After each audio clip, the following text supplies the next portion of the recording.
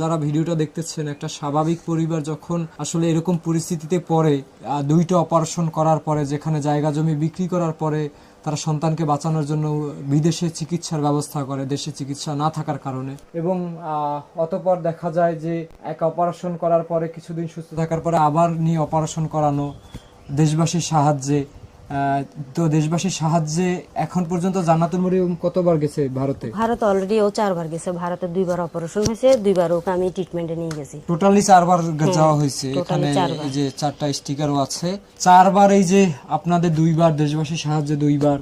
তো এই যে 4 বার সাহায্য, মানে 4 বার অলরেডি চলে গেছেন, এবং আরো যদি 10-11টা অপারেশন লাগে, এই টাকার অঙ্কটা কোথায় গিয়ে দাঁড়াতে পারে সেটা তো আমি নিজেও জানি না। সেই কারণে তো আজকে কতটা মাস আমার মেয়েকে নিয়ে আসছে। কারণ আমার তো আর নিজের 5 টাকা খরচ করার মতন সেই সামর্থ্য আমার নেই। আমাকে এই দেশবাসীকে জানানোর পর আলহামদুলিল্লাহ ওনারা আমার জন্য, আমার মেয়ের জন্য আগায় আসছে। কিন্তু ওনারা যে এতটুকু আমার জন্য আগায় আসছে, আমি এটা বলতেছি যে এটা আমার একটা লজ্জাজনক বিষয়। ওইটাই আমার বাচ্চার কিছুই হচ্ছে না।